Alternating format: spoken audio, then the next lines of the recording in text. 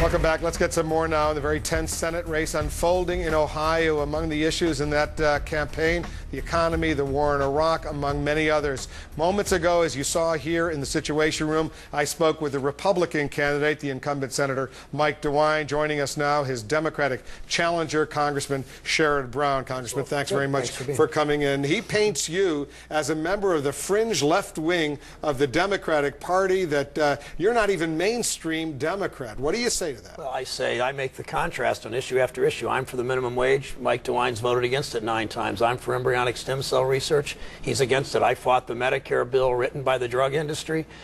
He supported it strongly. I voted against the war in Iraq. He voted for the war in Iraq. On every major issue, I'm mainstream. Though, throughout the 90s, after the attack on the first World Trade Center, he says in the years since the first attack on the World Trade Center, Sherrod Brown has voted at least 10 times for standalone amendments to slash funding for intelligence. That's a serious charge, since good intelligence is the front line in the war against terrorism. Well, the issue on intelligence has never been do they have enough money. It's the focus of the intelligence community. The oversight committee that Mike DeWine sits on clearly had lost its way and lost its focus. They were more concerned with fighting the Cold War than they were the war on terrorism. That's why I joined Jim Sensenbrenner, Republican author of the Patriot Act, and I joined Porter Goss, who later became President Bush, second President Bush's CIA director, in voting for those amendments to change the focus of the intelligence community from the war on terror, from the Cold War to the war on terror. But he says you're more concerned about the rights of terrorists than protecting the American people. He's wrong. He's wrong. Of course I'm not.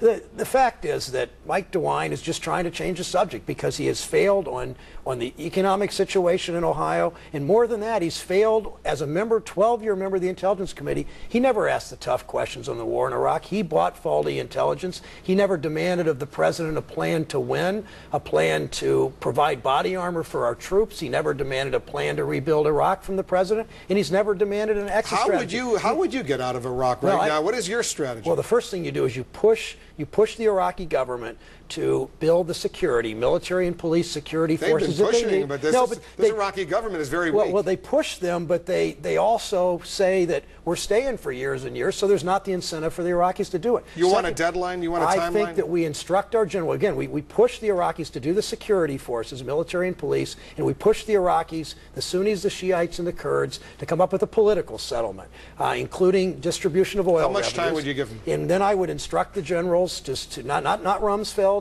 not the president, not the political people at the White House, but the generals, to come up with a redeployment strategy over the next, to redeploy out of the country over the next year and a half to 2 years, and do it in the safest way, in the most orderly way possible. Well, that sounds like General Casey said a year, 12 to 18 months. He thinks that right now the Iraqi military and police force could take charge. Well, General Casey, I don't think the administration is listening to the generals enough. I mean, it's the president's comments and Mike DeWine's comments consistently are stay the course, stay the course, stay the course. And if people want to stay the course in Iraq, they should vote for Mike DeWine. But I don't think they do. On an issue close to the hearts of a lot of people in Ohio who are suffering economically right now, unemployment and other problems, he says, and a lot of Republicans say, that if you're elected, you'll vote to raise the taxes of the average people in Ohio. Are you ready to make a pledge now that you're not going to vote for any tax increases for the middle income, the average people in Ohio? Oh, absolutely, and I'm willing to go further. I want to see tax cuts,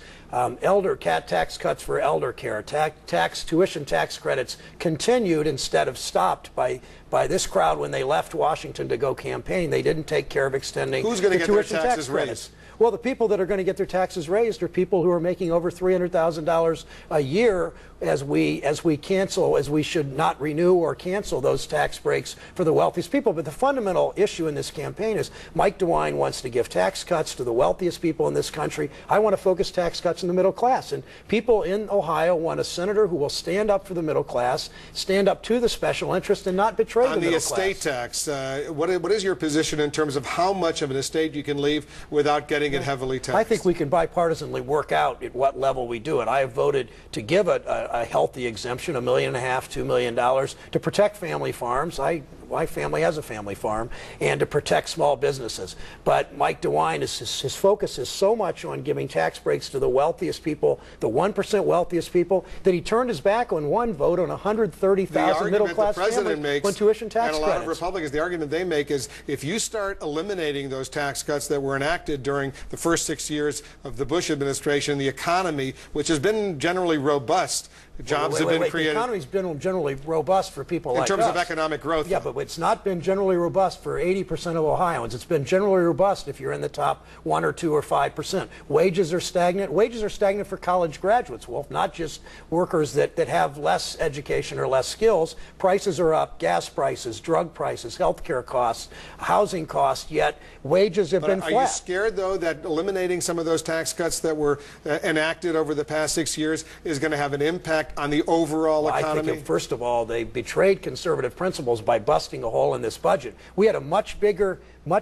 surplus, a much stronger economy, and an economy where the middle class was doing much better when we gave tax cuts more aimed at the middle class. It's the middle class that's the engine of driving this economy, not the wealthiest 1%. Republicans, at least this crowd of Republicans, who have betrayed conservative principles by blowing a hole in this budget, this crowd of Republicans really thinks the economy is driven by the wealthiest 1%. We got to go. Most people think it's the middle class. Congressman, we got to go. The president said today a lot of Democrats reading these polls, they're already dancing in the end zone. Are you among those? I'm not dancing in the end zone. I'm fighting for middle-class Ohioans and see what happens. We'll see what happens. Congressman Sherrod Brown, thanks very much for coming in. Nice to be with you. Thanks.